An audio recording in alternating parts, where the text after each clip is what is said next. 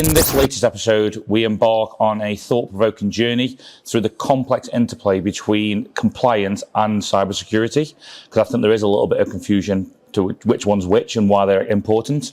We'll explore challenges, conflicts, and strategies for striking the right balance between the two, and for fortifying digital defences. Okay, so I'm joined by Grant from Cybersmart, and I'm joined by Phil from eCentire.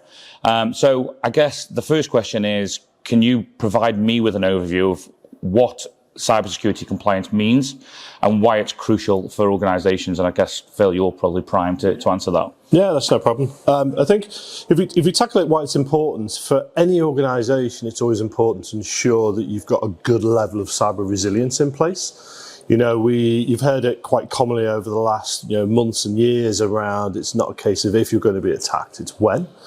And what you see from the cyber resilience point of view is a lot of organisations are struggling to understand, okay, well, if I need to become cyber resilient, how am I going to achieve that? And when you look at some of the compliance frameworks that are out there at the moment, they're a great way for organisations to go, do you know what?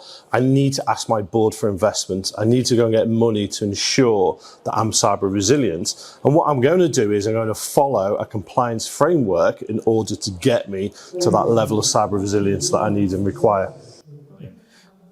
So to add to that, and with compliance, like there are things out there, like what is the bare minimum you need to be doing?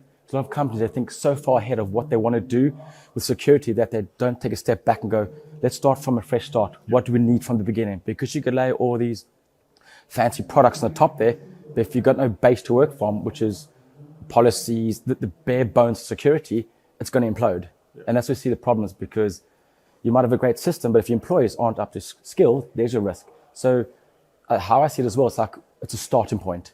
Build from the great foundation and you add on. That's where compliance comes in. It's a good starting point, and it's regulated. And it's not your opinion. It's guidelines. Yeah, and I guess you've just mentioned it in a way, but there are certain industry-specific compliance regulations that we should all adhere to. What are the ones that Cybersmart push out to their partner base? Well, we go with the Cyber Essentials. I think the Cyber Essentials, if you know, you know, and it's driven by people who need it or who want it.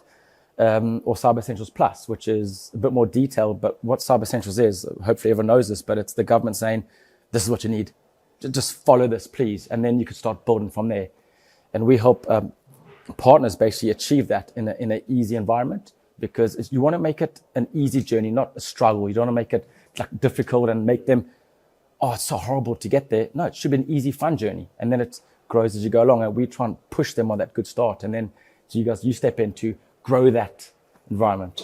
Yeah, and to add to that as well is again, Cyber Essentials and Cyber Essentials Plus, great frameworks, great starter frameworks as well. But also interestingly, if you want to trade with UK governments, this is now a mandatory requirement for them, which is good, because what they're saying is we don't want you to supply services to us until we know that you are cyber resilient or have a level of cyber resilience in place. And to add to the Cyber Essentials pieces, we're seeing a lot more now, especially across Europe, with the NIS2 framework. So, this is an evolution of the original NIS framework. And what it's doing is it's driving customers to now be more accepting in the fact that they have to now have that cyber resilience in place. Also, if they do have a breach, they now have to report it as well, depending on the size of organisation they are. And we're seeing this as a great evolution to ensure that, worldwide, that organisations have got a framework to adhere to that then allows them as an organisation to become more and more resilient. And just kind of on a final point, and touch on, come back really a bit to your first question is you talk around compliance and organisations becoming compliant.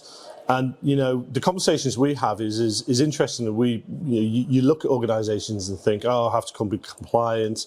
It's tick box after tick box. How much is it going to cost me? How's this going to work? How's that? But we've seen a really great adoption and attitude of organisations now saying, great, let's follow this framework. We're seeing real big value in this framework. It's giving us so much value back and really helping us evolve and ensure our business is secure. Well, a bit of a curveball question, Juan. Yeah. So, Matt, also talking about like working with government, but with supply chain as well.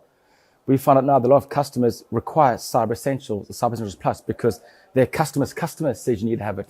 and it either goes up or down. And that's become a lot more prevalent now, because have it or don't do business with us. It's very black or white, which is good, because it's going to build a culture of this. We all this. If the supply chain is safe, we're all singing off the same hymn sheet, and it adds to the value of the process and security, and being comfortable doing business with someone that you know isn't doing things incorrectly. It's going to risk your company inadvertently. Yeah, so going back to that, there's a bit of a curveball question I wanted to ask you, Phil, only because it's Grant's product, so I thought I'd change it up a little bit.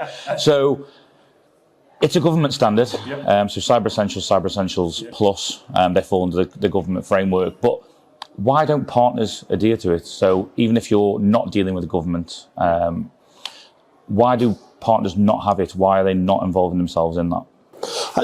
If you look at some of the feedback again you get is, some people look at it as the fact that, it depends the type of organisation. Have I got money to invest in this? Do I see it as a serious risk to me? So there's a number. I don't think there's one distinct answer to why they're not adhering to those. What you say is something that is a really good starting point, and something that both of our organisations think is a great asset to organisations to do. I think the government has done a very good process and approach of making sure that, to make everyone aware that this is out there for that side. So normally it just comes down to looking at those and do they feel they're too small? Do they feel they don't need it? Do they feel that, it'll never happen to me? Unfortunately, those attitudes are still out there, but thankfully it's quite a small portion of organisations now that we hear that from. Brilliant. And we've been told previously that it's quite a long-winded process.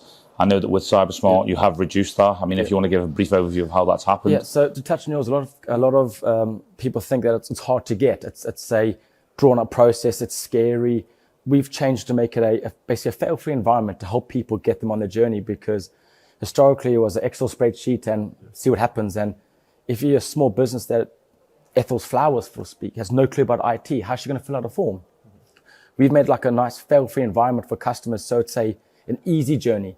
It's starting off on the front foot, not on a very negative process. And that's where we come, is making it a fail-free environment for partners to get it for the customers, or even partners for themselves. Because, as you said, for a lot of people who don't want it because they might be scared, or they don't see the value in it, or they go, well, it's not me, I might not be breached. But I do believe, adding on to that, I reckon the government in a few years' time will start making it compulsory.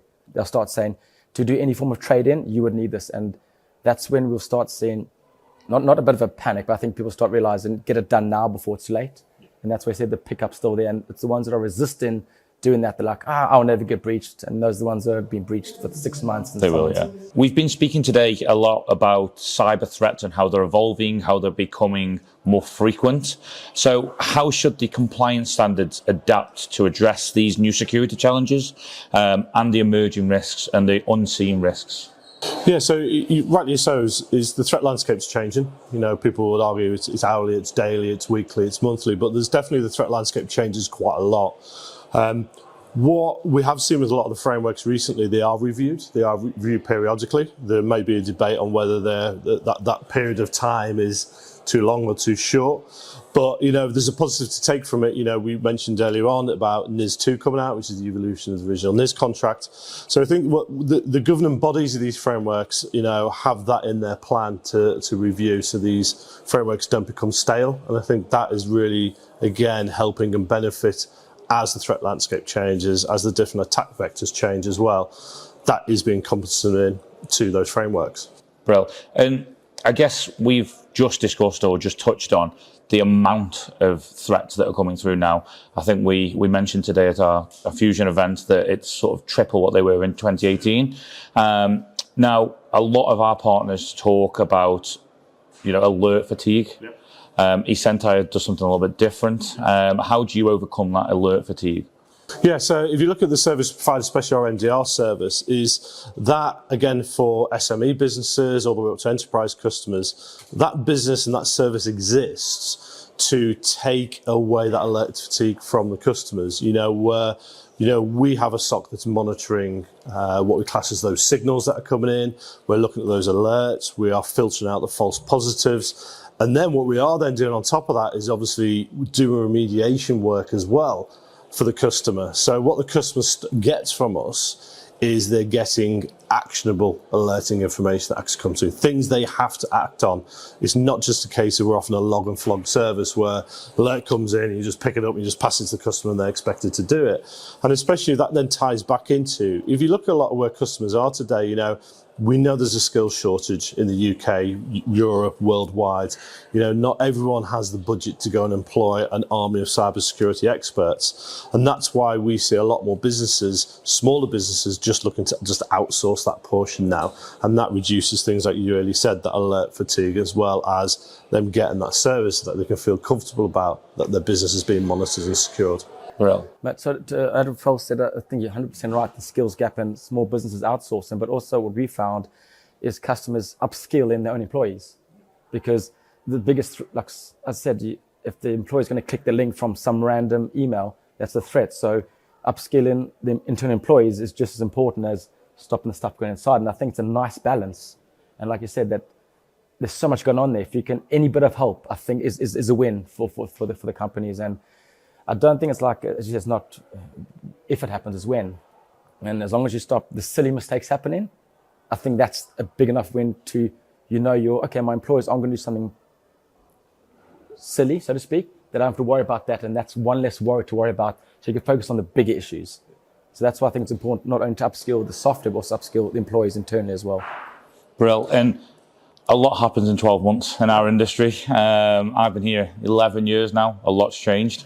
So what do you two see as the biggest opportunities for all of our partners, both from a compliance and a cybersecurity point of view within the next 12 months? Yeah, so I'll start off with that one. I think we've mentioned, so that sounds a bit like a broken record, but with NIS2 framework coming out now, that gives partners, you know, they can start to have those conversations with their customers to ask what are they doing, you know, how is that customer of theirs becoming compliant? Do they need to become compliant? Do they know where to start? Do they need to put a stake in the ground to understand where am I right now and what work and effort do I need to do? So that's kind of the starting point. And then once they establish that, the second part is then, right, okay, let's help you build out a program of work to get you to become NIS2 compliant. You know, let's help you go to market, look at different services. And I think there's a fantastic opportunity at the moment because, you know, these frameworks, as you alluded to before, are either in effect right now or they're going to become mandatory in effect over the next 12 months. So it gives the partners an opportunity to work with their customers. A lot of the partners are already supplying some services, infrastructure,